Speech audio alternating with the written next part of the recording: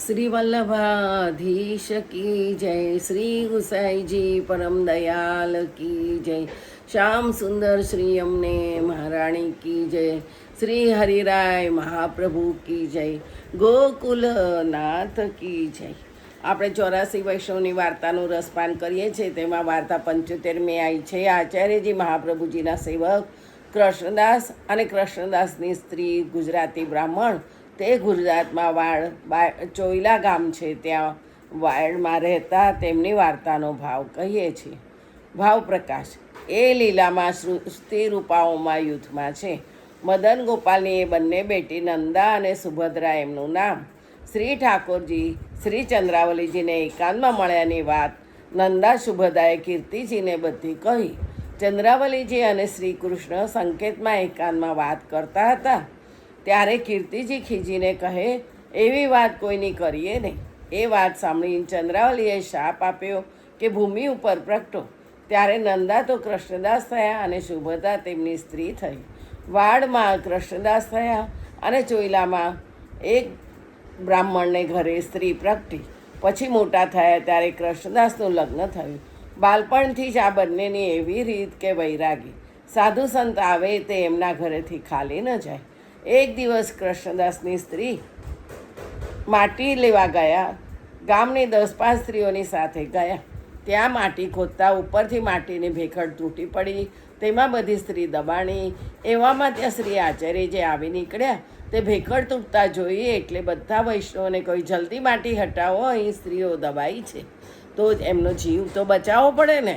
તેમાં 2-4 તો અધમરી થઈ ગયેલી। તેથી શ્રી આચાર્યજીએ વેદ મંત્ર ભણીને બધી સ્ત્રીઓ ઉપર જળ છાંટ્યું, એટલે બધી સાવધાન થઈ। એટલામાં ગામના લોકો પણ આવ્યા। પછી પોતપોતાના ઘરની સ્ત્રીઓને લઈ ગયા। ત્યારે કૃષ્ણદાસની સ્ત્રીએ શ્રી આચાર્યજીને દંડવત કરીને કહ્યું કે મહારાજ, આપ કોણ છો જે અમને બધી દબાયેલીઓને મરતા બચાવી? એવી આપે દયા કરી। ભગવાન વિના આ સમયે બીજું કોણ સહાય કરી શકે? માટે આચાર્યજી કહે, તું દૈવી જીવ છે, ભગવતીય છે, તેથી તારી ઉપર કૃપા થઈ છે। ભગવતીયની પાછળ બધી સ્ત્રીઓના પ્રાણ બચ્યા। ત્યારે કૃષ્ણદાસની સ્ત્રીએ વિનંતી કરી કે મહારાજ, આ કૃપા કરીને મારા ઘરે પધારો, મારી સેવા અંગીકાર કરો। ત્યારે કૃષ્ણદાસ મેઘને કહ્યું, શ્રી આચાર્યજી મહાપ્રભુ પોતાના સેવકોનું લે છે, બીજા કોઈનું લેતા નથી। એ પ્રકારે વાત કરતા એટલામાં કૃષ્ણદાસે સાંભળ્યું કે સ્ત્રી માટીમાં દબાણી છે, તેથી દોડી આવ્યા। ત્યારે સ્ત્રીએ કહ્યું, શ્રી આચાર્યજી મહાપ્રભુજી સાક્ષાત ઈશ્વર છે, તેથી એમને બધી સ્ત્રીઓને કાઢી જળ છાંટીને જીવાડી, પરંતુ એ પોતાના સેવકોનું લે છે, બીજા કોઈનું લેતા નથી। ત્યારે કૃષ્ણદાસે શ્રી આચાર્યજીને દંડવત કરી વિનંતી કરી, મહારાજ, અમારા ઘરે પધારી અમને બંનેને સેવક કરો। ત્યારે શ્રી આચાર્યજી કૃષ્ણદાસના ઘરે પધારી કૃષ્ણદાસને શ્રી સહિત નવડાવી નામ નિવેદન કરાવ્યું। પછીથી બંને વિનંતી કરી કે મહારાજ, અમને સેવા પધરાવી દો। ત્યારે શ્રી આચાર્યજી કહે, તમને વૈષ્ણવ સેવા આપી આવ્યા ગયા વૈષ્ણવની સેવા કરજો। વળી નવનીત પ્રિયાજીના વસ્ત્રની સેવા પધરાવી આપી। 3 રાત્રિ શ્રી આચાર્યજી કૃષ્ણદાસને ઘરે રહી પોતે માર્ગની બધી રીતિ બતાવી। પછી આપ દ્વારકા પધાર્યા। કૃષ્ણદાસ શ્રી સહિત સેવા કરે, આવ્યા ગયા વૈષ્ણવોનું સમાધાન કરે। પછી શ્રી આચાર્યજી દ્વારિકાથી પાછા પધાર્યા। ત્યારે 1 રાત્રિ કૃષ્ણદાસના ઘરે રહી અડેલ પધાર્યા। વાર્તા પ્રસંગ 1। પછી એક સમય 10-15 વૈષ્ણવ ભેગા થઈ અડેલ શ્રી આચાર્યજીના દર્શને ચાલ્યા। તે કૃષ્ણદાસના ઘરે આવી ઉતર્યા। તે દિવસે કૃષ્ણદાસના ઘરે સીધું સામગ્રી કંઈ ન હતું અને કૃષ્ણદાસ ઘરે ન હતા, પરંતુ સ્ત્રીએ બધા વૈષ્ણવોને દંડવત કરી ઘરમાં મુકામ કરાવ્યો। પછી વિચાર કર્યો કે ઘરમાં તો કાંઈ છે નહીં અને કૃષ્ણદાસ ઘરે નથી, વૈષ્ણવ ભૂખ્યા જશે, તેથી હવે હું શું ઉપાય કરું? તે ગામમાં એક વાણિયો હતો। તે આ સ્ત્રીને સુંદર જોઈને એ વાણિયો કોઈ વાર આ સ્ત્રીને ટોકે કે તું મારા ઘરે એક રાત્રિ આવે તો તને જે જોઈએ તે આપું। ત્યારે તે સ્ત્રીએ વિચાર્યું કે વાણિયાની પાસે જાઉં। ત્યારે તે વાણિયાને પ્રસન્ન થઈને જે માગ્યું તે આપ્યું.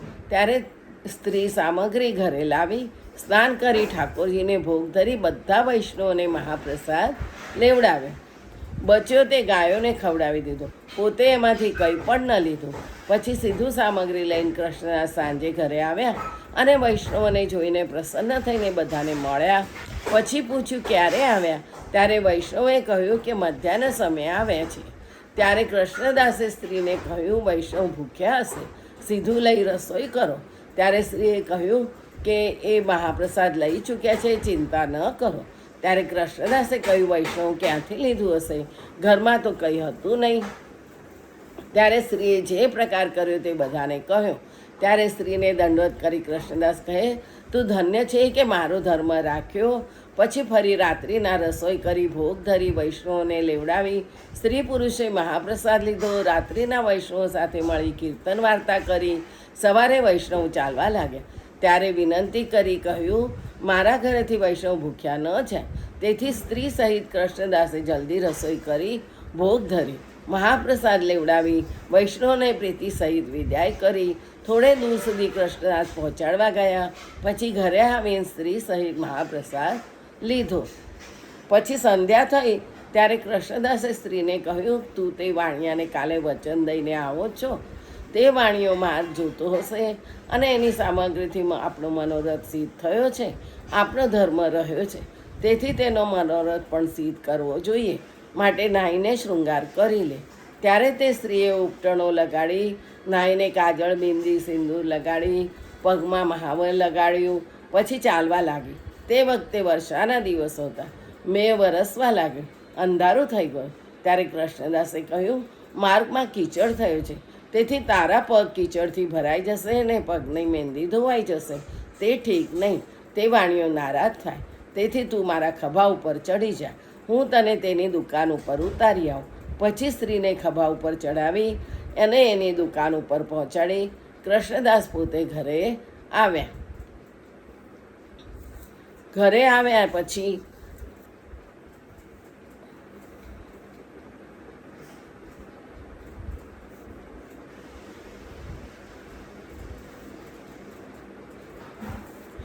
સ્ત્રીએ વાણિયાને બોલાવ્યો કે કમાડ ખોલ. એટલે તે વાણિયો મનમાં પ્રસન્ન થઈને લોટો પાણી સાથે લઈને આવ્યો અને કહ્યું, કીચડના પગ ધોઈ લે. ત્યારે સ્ત્રીએ કહ્યું, મારા પગ સૂકા અને સારા છે. ત્યારે વાણિયાએ કહ્યું, માર્ગમાં તો કીચડ ઘણો છે, તો તારા પગ કોરા કેવી રીતે રહ્યા? ત્યારે સ્ત્રીએ કહ્યું, મારા પગ કોરા છે એ વાત પૂછીને તારે શું કામ છે? તારું કામ તે તું કર.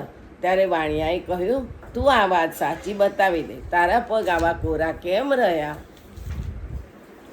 વરસાદમાં કોરા કેવી રીતે રહ્યા? ત્યારે સ્ત્રીએ કહ્યું, મારા પતિ પોતાના ખભા ઉપર બેસાડીને મને તારી દુકાન ઉપર ઉતારી ગયા છે. ત્યારે વાણિયાએ કહ્યું, તે આ વાત બધી સાચી કહી. તારો પતિ મારે ત્યાં કેમ લાવ્યો? વળી તું કોઈ દિવસ મારાથી બોલતી નહીં અને આજે તે તારા મુખથી કહ્યું કે હું એક રાત્રે આવીશ. એમ કહીને ફક્ત સીધું સામગ્રી લીધા, કંઈ દ્રવ્ય આદિ નહીં માગ્યું. આ બધાનું કારણ મને કે. ત્યારે સ્ત્રીએ કહ્યું, મારા ઘરે વૈષ્ણવ મારા ગુરુભાઈ 10-5 આવેલા. ત્યારે ઘરમાં કાંઈ હતું નહીં. તેથી મેં વિચાર્યું કે આ દેશ આ કામમાં આવશે, વૈષ્ણવ ભૂખ્યા રહેશે તે સારું નહીં. તેથી તેમને માટે સીધું હું લઈ ગઈ.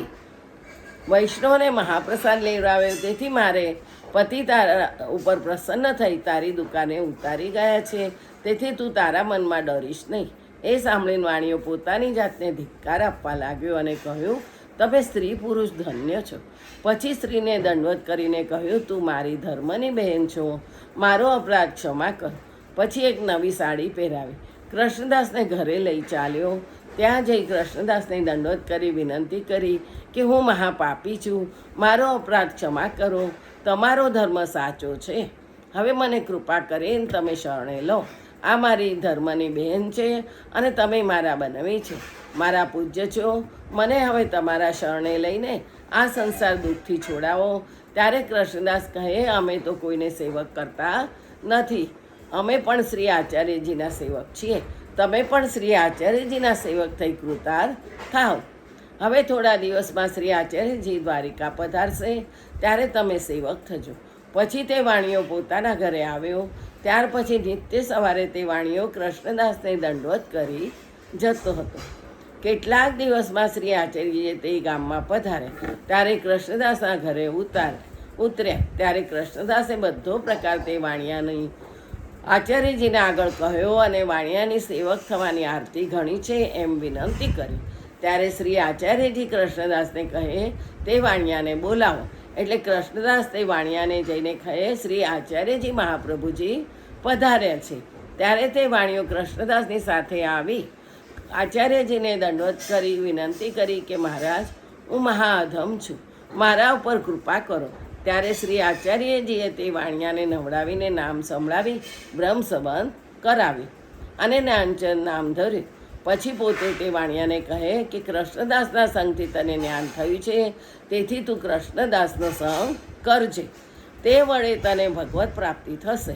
પછી કૃષ્ણદાસના ઘરે શ્રી આચાર્યજી રસોઈ પાક ધરી ભોજન કરી પોઢ્યા. પ્રાતઃકાલ થયે આગળ પધાર્યા. ત્યારે કૃષ્ણદાસ થોડીક દૂર પહોંચાડવા ગયા. ત્યારે શ્રી આચાર્યજી કહે કે કૃષ્ણદાસ, તું ધન્ય છે કે અમે વૈષ્ણવ સેવાની આજ્ઞા તને કરી હતી, તેવી જ તે વૈષ્ણવની સેવા તન મન ધનથી કરી, તેથી તારા સમાન બીજું કોઈ નથી એમ કહી આપ પધાર્યા અને કૃષ્ણદાસ ઘરે આવ્યા. એવા ભગવતીય કૃષ્ણદાસ સ્ત્રી સહિત શ્રી આચાર્યજીના કૃપાપાત્ર હતા, જેમના સંગથી વાણિયો ભલો વૈષ્ણવ થયો. તેથી કૃષ્ણદાસ સ્ત્રી પુરુષની વાત ક્યાં સુધી કહીએ? ભાવ પ્રકાશ. તે વાણિયો લીલામાં લોપ છે, પેલી એનું નામ છે, મૂળમાં દૈવી જીવ છે. તેથી કૃષ્ણદાસના સંગથી નામ નિવેદન થયું. પછી સારો કૃપાપાત્ર થયો. તે કૃષ્ણદાસની વાર્તા અનિર્વચનીય છે.